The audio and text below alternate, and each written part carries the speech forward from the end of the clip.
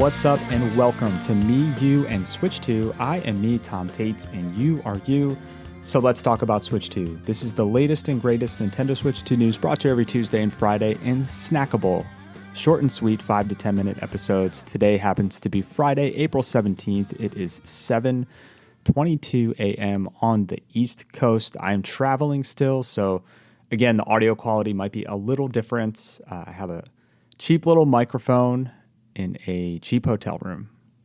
I hope that your week has been great. This is going to be a quick one. Not a lot of news this week, but a few things I wanted to call out. And then you can ride out into your weekend. Hopefully you have some good stuff planned.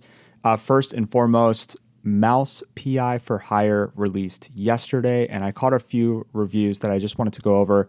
This is the black and white 1930s cartoon style first-person shooter. We've been talking about this a bit on the show. It showed up in one of the indie showcases, and we just had a lot of news pop up over the past couple of months about this release. It features characters that are a bit of an homage to the Steamboat Willie style of animation. So I'm sure that you can picture that in your head. The game is set in a city called Mouseburg. You play as Jack Pepper. He's a hard-boiled private investigator voiced by Troy Baker. And that is the voice actor who voiced Sam Drake from Uncharted, Joel from The Last of Us. So they pulled out all the stops. And Jack Pepper, and again, I don't know if I made this clear, but everyone is mice, right? It's all anthropomorphic mice. Jack Pepper gets pulled into this complex conspiracy involving a missing magician, crooked cops, corrupt politicians, just a classic noir-style mystery.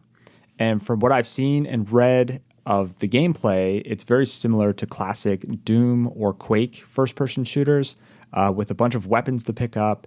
It seems a bit silly, some of the weapons. Some of them are creative and unique. Others are pretty straightforward, like a shotgun, Doom style.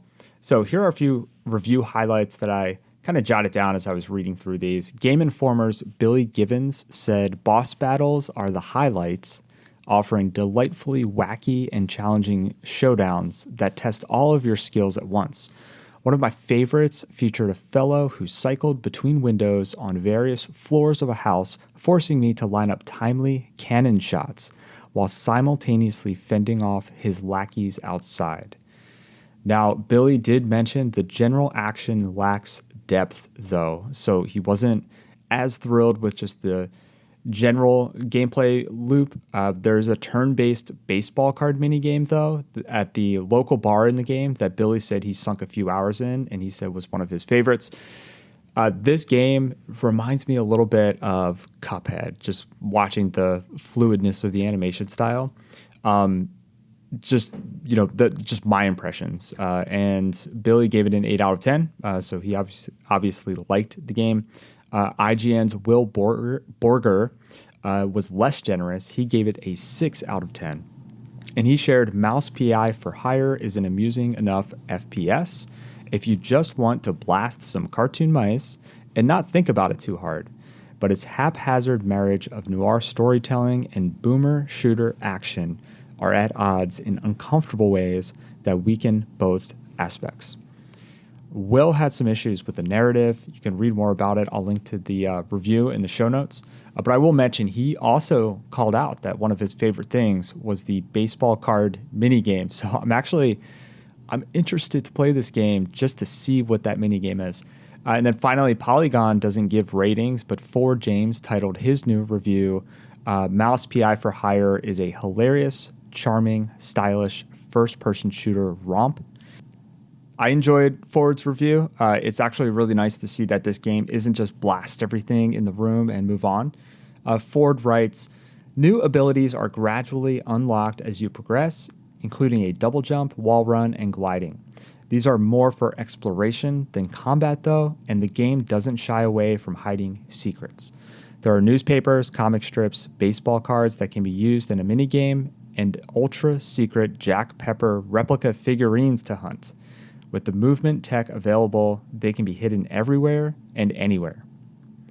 And then Chuck Zimmerheld over at Giant Bomb gave it a 3 out of 5 stars, and he wrote, Mouse PI for Hire shows a deep love for animation of the era. but the gameplay and script lack the same level of care. A Gouda attempt, but nothing blew me away. Cheesy in all the wrong ways. So I love the cheese puns that he included in his short review. I'll link to that review at Giant Bomb as well. So again, this game, Mouse PI for Hire, it did go live yesterday in the eShop, so it's available now. I will note that a lot of these reviews were the PC version, but I don't think there's going to be a big difference between the PC version and Switch 2. It is $29.99. Also, Pragmata goes live today. We talked all about that. We did a whole review roundup in the last episode of Me, You, and Switch 2. You can check that out. I'll link to some additional content that I caught. There's an article that talks about Digital Foundry's technical review, which are always interesting. An article from Ollie Welsh at Polygon that I thought was interesting. So Ollie wrote, on Switch 2, Pragmata is just Pragmata. Barring some minor visual compromises, it is exactly as you find it on other platforms and perfectly at home. It looks and runs like a shiny, big-budget, modern video game should. So his argument was, these games that are running on Switch 2 are running just fine. I mean, they are fully playable and enjoyable.